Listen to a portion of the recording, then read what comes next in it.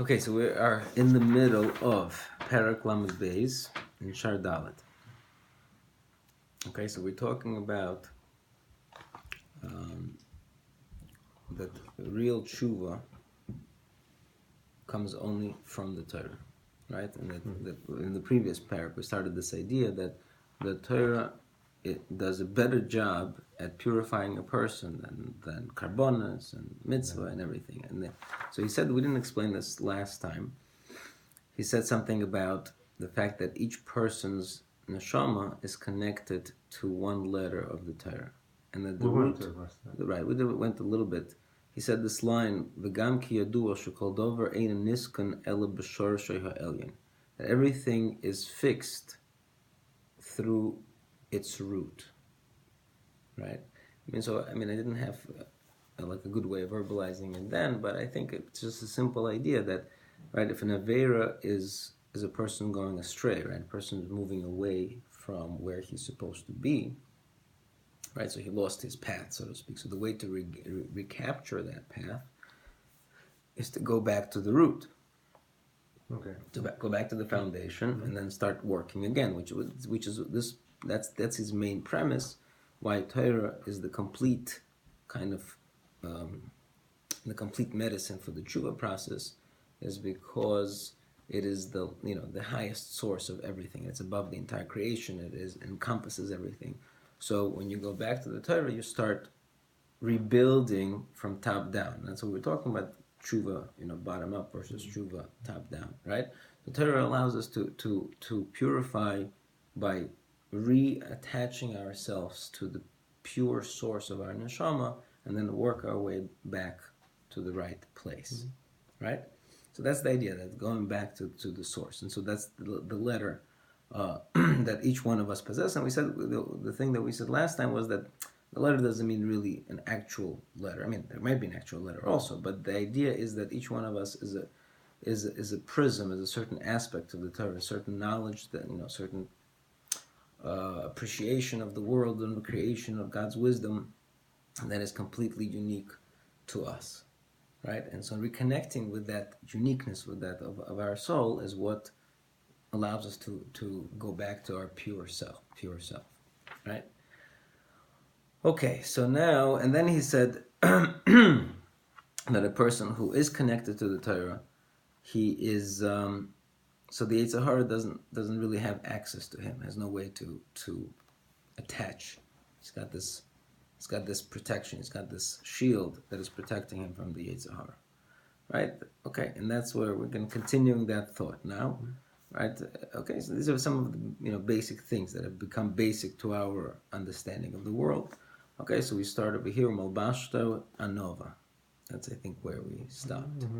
Malbashto Anova, that when a person learns Torah, he's clothed with Anova, which is humility, V'yiras Hashem Alponov, and the fear of God in his face, V'chol Mida Nechoina, and all proper midos. You have it? I'm in the wrong place. Where are you?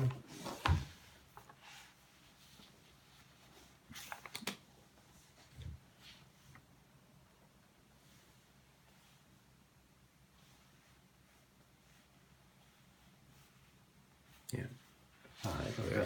Okay. You make a note. Right. Umalbashta again. So Umalbashta Anova, and humility clothes him, V'yiras Hashem Alponov, and fear of God.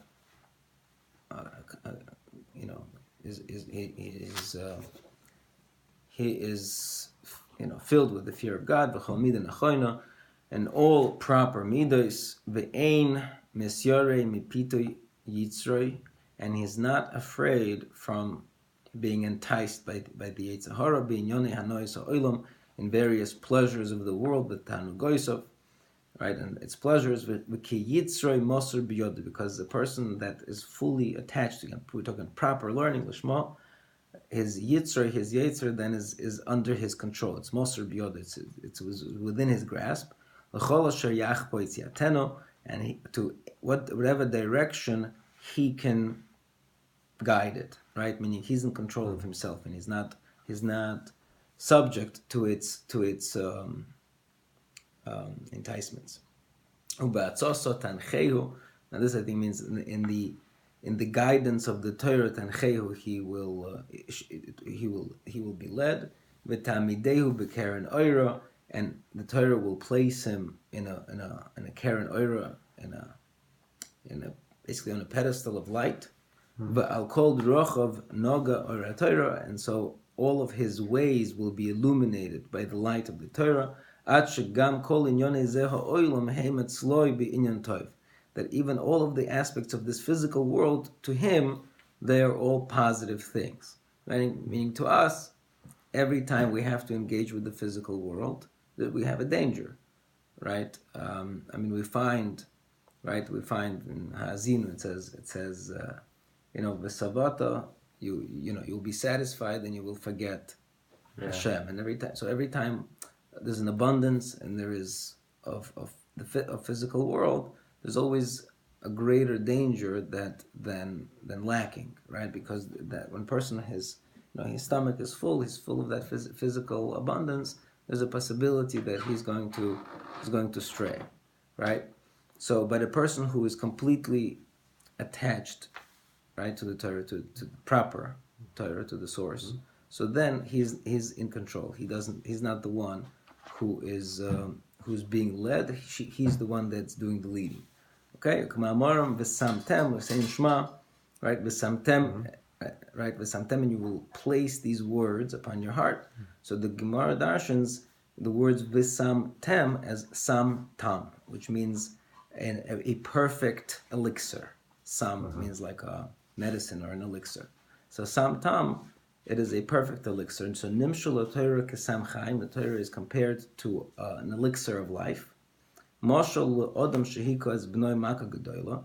So it's a moshel to a person whose son is hit with a great wound. V'aniach lo ritia al makosei. So he placed a ritia, like a bandage of like a healing bandage on his wound. V'omer lo, and he says to him, B'ni, my son, calls man shiritia zu al makosecha. The entire time that this bandage is on your wound, you could eat whatever you desire. Skip the line. And drink whatever you desire. And you don't have to be worried that that you're going to have negative consequences. But if you take away the bandage, then it will become numi. I don't know what numi means, but I presume it means some kind of an infection. Okay, so Hashem says the same thing. Bonai, my sons, my children, Barasi Yetzahara, I created the Yetzahara, Barasi Torah Tavlin, I also created the Torah as the Tavlin, as the medicine for it. Right? Imatem oiskim b'Torah. So therefore, if you're studying Torah, einatem nimsarim biyodei, then you will not be given over to the hand of the Yetzahara. Shenemar, again, as it says, Haloi imtativ se'es, if you do the right thing, se'es, you will be elevated. If you don't learn Torah, you will be given over to it. By the door, the sin is kind of waiting, is sitting. Right? Okay, so this is the idea that Barasi Yitzhahar Barasi Loter Tavlin, that the antidote to the Yitzhahara is the right, but what he wants from this medrash is not really that part. What he wants from this medrash, the medrash is specifically that as long as you have the bandage, you can eat whatever you want. You're right. You got that protection. So then the point that he was trying to make is that the physical world, which in itself carries the danger of going astray to a person who's truly attached to the Torah, then the physical parts of creation are actually vehicles for all the good things that he wants to do, and they don't become detrimental to him. That's what he means by eat whatever you want. Right. And we see this in Mesilas Yesharim in the end, by Shar Kedusha, that he says that a person who reaches that level of Shar Kedusha, which is what he's talking about also, then his physical activities are also purified. They also become sanctified. Meaning by us, we eat, we have to eat. Are we doing anything holy when we are consuming a nice steak? No, this is our gashmias. Okay, maybe it's not bad when we have to eat. It gives us strength and gives us ability to keep going. But it's not, a ceremony. When we eat matzah on Pesach, that in itself is an eating of kedusha. When we eat out in a restaurant, that is not, that's not a holy ceremony. Okay, right? Some people it is. Right. Well, so anyway, so by us, it's choil. Let's call it. It's neutral, and neutrality. The choil has the ability to lead us astray, right? So you eat a steak, you feel full, you fall asleep, you forget to bench. There's your problem. Okay, that's like a very typical, small. We'll call it a small problem for us. It's a small problem, right? But by a person who reaches the level of kedusha, where everything by him is so attached, and in his case is so attached to the Torah, so then all of his physical activities are really purified, because I guess he's able to use everything that the physical world has to offer in the proper way, because they have no way to drag him into some negativity. Okay, Hagar. So this is a side note. V'yesh loimer al derech drash. Now he says I could also, based on this, I'm gonna say in a derech drash, meaning this is what he's not saying. This is a pshat in the Gemara, right? But it is more of an interesting twist, right? So the pasuk says va'luchos, when it talks about the luchos that Moshe brought down from Shemayim, right before he smashed them. Va'luchos ma'aseh Elokim hema. The luchos are the act of God, meaning they're made by God. V'hamichtav michtav Elokim hu, and the michtav, the writing, is also the writing of Elokim. Chorus ala luchos, and it says that it was engraved upon the luchos. Right, so the word chorus means engraved. V'darshu, and the Gemara says, al tikra chorus al Hashem al luchos, chorus al luchos, ela cherus al luchos. Shouldn't read it as engraved, right? Rather, the word is cherus, which means freedom. Right. So the word cherus is freedom. So the Gemara is saying that it's the writing of Hashem is cherus al luchos. The true freedom comes from attaching yourself to infinity, which is written, right? Which is the Torah, which is written into the tablets. So the writing of Torah is really the greatest freedom to a person. Okay, that's the Gemara, and we can go into that, but that's the main idea, right? But he's going to say something different. Okay, so let's see what he says. In the way I want to explain it, the way Ramchal, Moshe Chaim Lutzato, he calls him the Chosid Lutzato, B'Sefer Mesilas Yesharim, B'Mamorim Hanal. When he brings this statement in towards the beginning of his Sefer, so he talks about this idea. Barasi Yetzirah, I created the Yetzirah. Barasi LaTorah Tavlin, I created Torah as its antidote. Shekemoy be'inyan refuah saguf. So the Nefesh, the Mesilas Yesharim writes that just like for healing of the body, when the doctor gives a sick person, his patient, he gives him tavlim, and he gives him certain spices and medicines. And it's a combination, it's a recipe that's made up of various spices and herbs. And it's perfectly, to the milligram, right, to composed to do the thing that it's supposed to do, as it is necessary for this particular sickness, which this particular doctor knows, right? So the doctor prescribed, basically, for modern terms, the doctor prescribed a specific medication that's going to do the job. So ha'im yala al das achoila shehu yasalor l'rapois cholyoy tavlin acher. So will the patient say, "Well, doctor, that's very nice, but I'm going to create my own alternative medicine." Okay, modern day that is that yala al das. But is anybody's going to be stupid enough to make their own way when the doctor who knows? The doctor knows the sickness very well. And he's an expert chemist, and he knows the nature of these particular herbs and stuff. So he knows what antidote is needed for the nature of this sickness.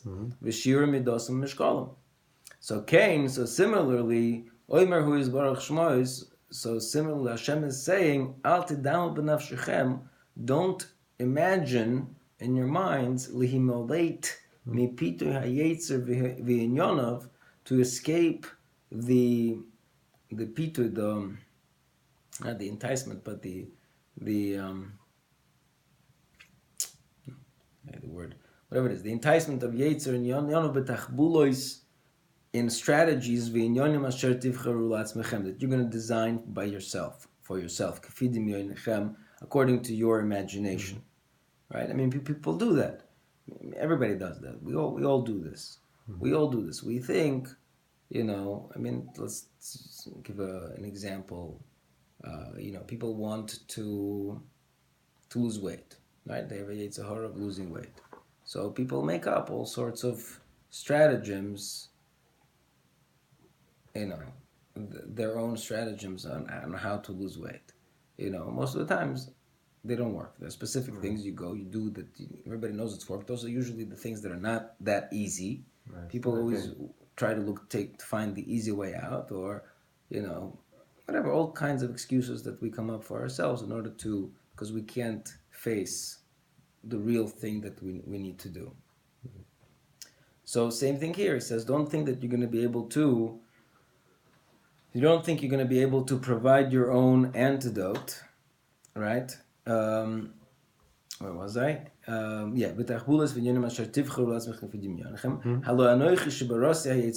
Is it not me who created the Yetzer Hara? And I know its nature. So I created as an antidote for it the Torah. Which is an elixir of life. L'rapois chelas and yonov, which is able to heal the sickness of the Yetzer Hara. V'teidu shelevad ha'esek b'talmud Torah ein shum tachbula acheres lezeh. That besides the learning of Torah, there is no other strategy for this. Okay, so that is the Ramchal. Okay, so the Ramchal basically takes the moshel from physical ailments to our spiritual ailments. So this is what the pasuk says. Now again, so the pasuk is talking about the luchos of the tablets, right? The luchos that Moshe brought down. The Nefesh HaChaim wants to say that the luchos can also refer to the tablets of the heart. Okay, the two halves of the heart in Talmudic language is often called luach libecha, the tablet of your heart, because they also have this double shape, right? So he wants to say when the pasuk is saying that these luchos, the two tablets of your heart, they are the work of God, based on this language in the Ramchal, right? Heim luchos halev hachoimed. They're talking about the tablets of your heart, which is the source of your desire. Okay, and it just shows kinyan hakosim aluach libecha. As Mishlei says, write these words on the tablet of your heart, right? So who is Baruch Shmoi Osam? Hashem is, right? So the pasuk is Valuchos Ma'aseh Elokim Hema. The lucha is the tablets of your heart, meaning the source of your desires. They are Ma'aseh Elokim. They are the creations of Hashem. Okay, and he knows the nature of your yetzer, which is he planted into your heart. And the writing, meaning what's the writing? The writing is referring to the Torah, is also the writing of God, right? So sheneged zeh, parallel to, meaning the antidote, the opposite of this, that he gave you the writing, which is also the writing of God, in order he wrote to write them and to engrave them on the tablets of your heart. To escape through those words from the aspects of your Yetzer Hara. So therefore you should know there's no such thing as a free person from the Yetzer Hara, only somebody who learns Torah, and there's no other stratagem besides. Okay, so basically what we learn from this is that Nefesh HaChaim is just applying the Ramchal's idea of comparing that he is the one who created the Yetzer Hara. So therefore he is the one who is the best kind of source of the antidote from this pasuk, Haluchos Maaseh Elokim, the Luchos, which is he referring to the tablets of the heart. They are the Maaseh Elokim, they are the act of God. Va'amichtav, and the writing is also the writing of God. So put them together, and then the writing will be able to, if you internalize the writings of the Torah into your heart, you will be able to undo the possible damage that can arise from that heart. Okay. Fine. Let's continue in the main text. Okay,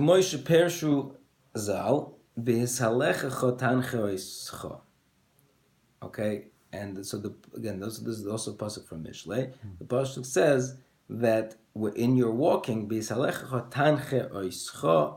Torah will rest you. In this world. Mishlei Rabbi, and the Medrash in Mishlei says, Ashrei Adam shekonu la-Torah, praiseworthy is a person who acquired the Torah. Lama, why is that? Shehi mishamra yisor miderech ra, because the Torah will guard him from the wrong path. The ksiv, as it is written, b'yishalechecha, and you're walking tancha, so it will rest you. V'chein hu b'vayikra Rabbi Parsha Lamed Hey, and similarly in Medrash Vayikra, Kihim Yasheres Umechavenes is Sliboy. The Torah is able to straighten a person's heart. Umechavenes is Sliboy, and to again mechaven, to direct his heart. Ad Asher Yehei Levavoi Sholem Emilakov, until his heart is complete with God. V'neamno as El Ruchoy, and towards Hashem, his heart, his spirit is trustworthy. As we say, to serve Hashem b'chol levavoi, right? Why there are two bases in the word levavoi, his heart, because b'shnei yitzra, you will serve Hashem with both of your yetzer tov and yetzer hara. Divrei chachamim kedar v'nois. Okay, as we say in the first parak of Chagiga, on the words of Kahelas says the Divrei chachamim kedar v'nois. The words of sages are like darvanois. What's a darvanois?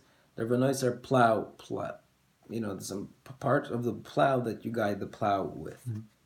So, why? Lama nimshu divrei Torah l'darvan.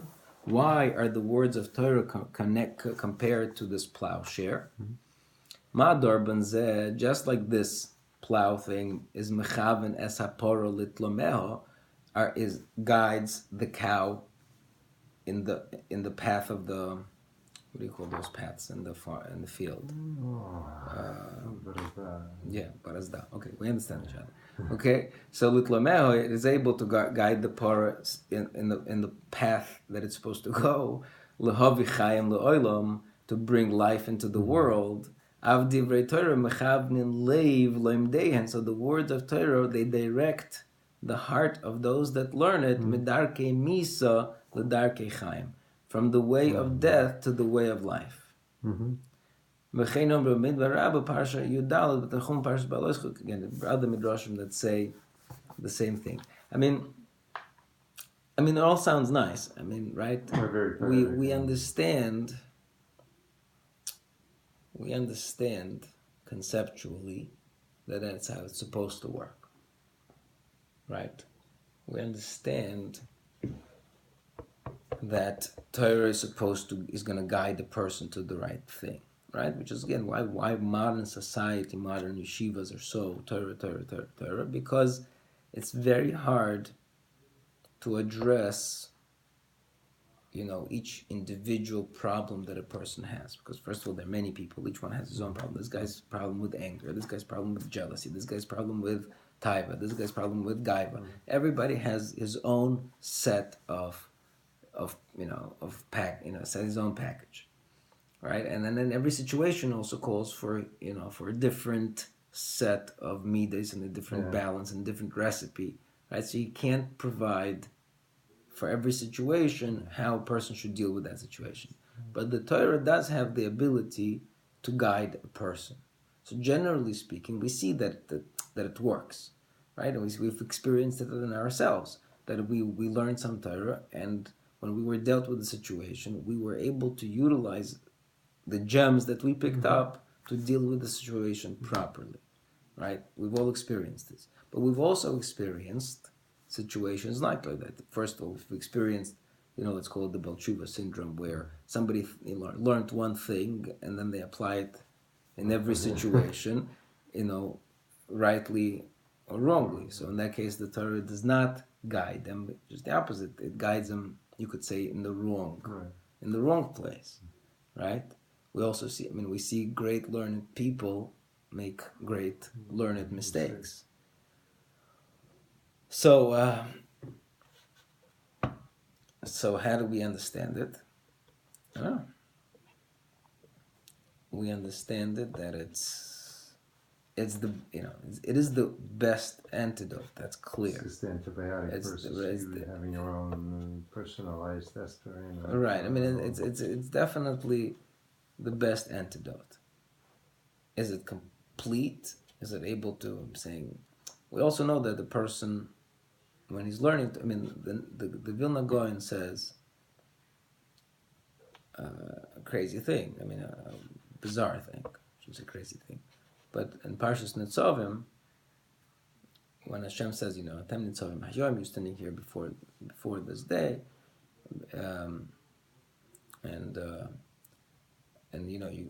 gonna make a covenant, but maybe there's going to be a person amongst you, or mishpacha, or shevet, right, which is going to hear these words, and he's going to think in his heart that I'm going to be okay. I'm going to somehow slide with the crowd, whatever that's right. But the Gross supposedly says on those words that it's not just when he hears these words, he might think he's going to slide by. No, it's because he hears these words that he's going to think he's going to slide by. Meaning, the Vilna Gaon says that the Torah has the ability to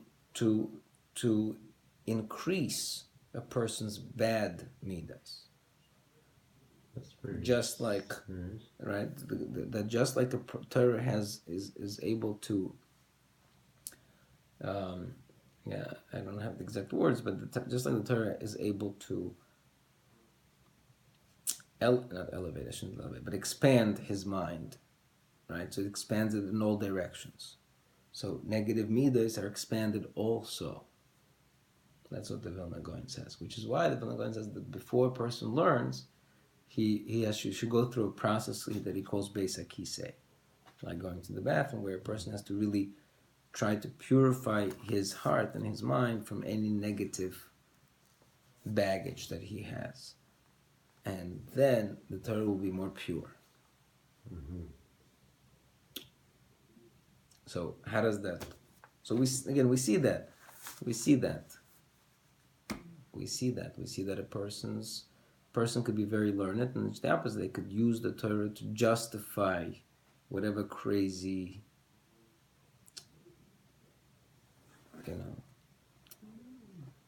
right? I could give him a righteous excuse to do what he needs to do, right? Exactly. Right. He could find an explanation for whatever. Right. So meaning, it's a question, but I don't know if it really needs an answer. Meaning, I think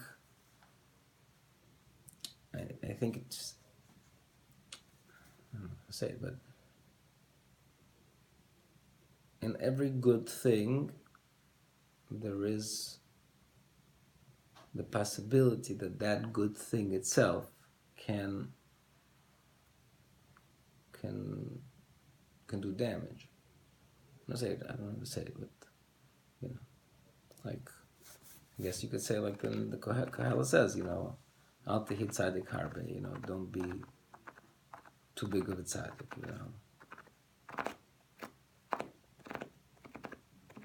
I hear the point. It's a danger of overdoing it from the best of righteous. But it's not just overdoing it. The overdoing is one danger. It's like water. You can overwater a plant. But I think that, like the Vilna Gaon says, is that if you come to something with a certain impurity, then that impurity can be magnified through whatever, let's call it a confirmation bias, right? We know that there is something that exists, like something like a confirmation bias. Confirmation bias means that if I have a certain belief that's already set into my mind, right, I can see information which is really contrary to my belief, but I will, oh yeah, that works very well with what I'm saying. Why? Because I don't allow myself to delve deeper into. Right, so we have confirmation bias, but does that mean that we cannot never learn anything new? That we can never change our mind because we have confirmation bias? Also not. Obviously, sometimes we realize that wait, this doesn't work with what our preset notions, and we re-examine, reassess what we believe, and we change our mind. Right.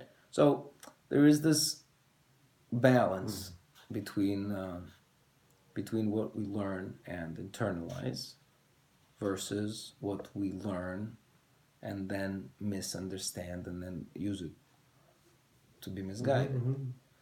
So, okay, let's continue. And I think just that's, I don't know if we exactly draw the line,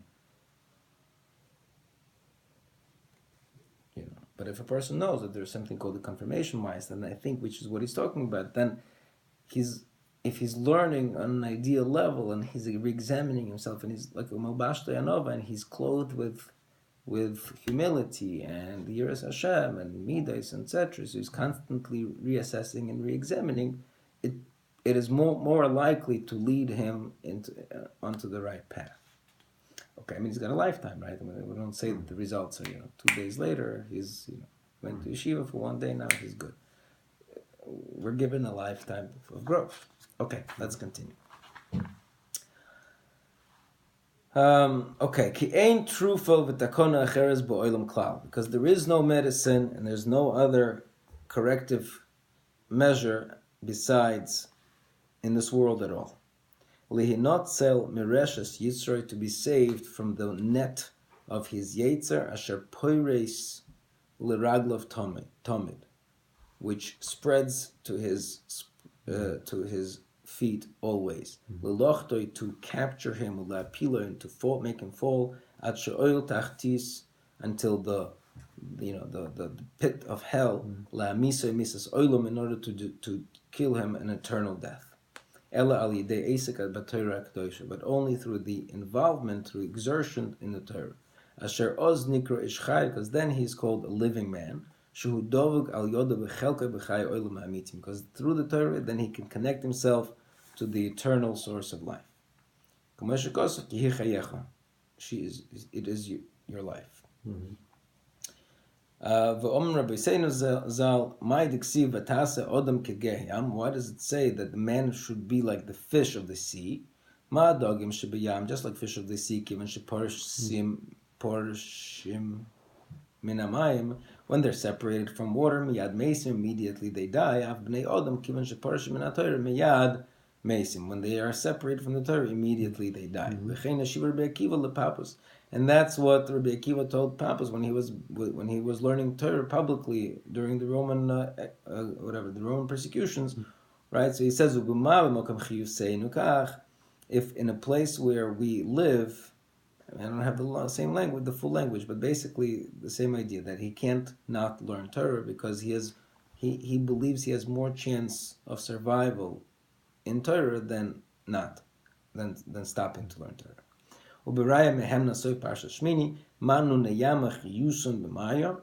Just like the fish of the sea, their life source is in the water. So Talmidei Chachomim, the masters of Mishnah, their life source is in the Torah. If they separate from it, immediately they die. The Torah is life to those that find them, the words, meaning anybody who finds the words of Torah, he finds life. They are the life to those that find them. Okay? Ubezoyar is a kochuk, and the Yisroel Zohar says, fortunate is the chelak, the portion of Israel, the Araisa oilif lehu urchoik the kuchabrichu, because the Torah teaches them the ways of Hashem. Vada eksiv Torahs Hashem temima, Torahs Hashem is perfection. Zakochu chukei man deishtadel l'oraisa. Fortunate is the portion of the one that exerts himself in Torah, v'lo yispireish mina, and does not separate himself from it. The kol man deispireish mina, because anybody who does separate from the Torah, afilu shaita chad, even for a brief moment, kamod deispireish mechai de alma. It's as if he separated himself from the eternal life. The ksiv ki chayecha. Uksiv orech yomim ushneis chaim usholem yasifu loch. Eternal life and living years and peace will be added to you. Okay, so again, just quoting various statements of Chazal that support this idea. Obereish Parshas Ba'aloischa, and the beginning of Parshas Ba'aloischa, as Akochu came to Yisroel, fortune is the portion of Israel. The Kuchabrichu Israel Behoim. HaKadosh Baruch Hu desires them. V'yihav l'hoin ha'raisa d'kshoyt, and Hashem gave them Torah that is truthful. Ilona dechaya, a tree of life. Debei ochid barnash, onto it a man can hold on.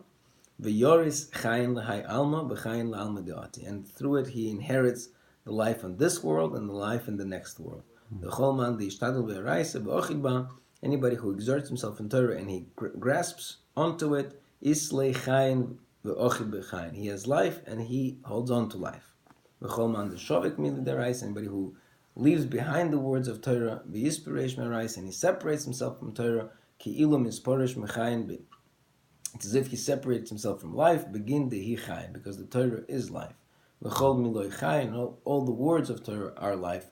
This is what it's written, Ki chaim heim u'matzeiam, they are life to those that find them. Uksiv rufus ti l'sharecha.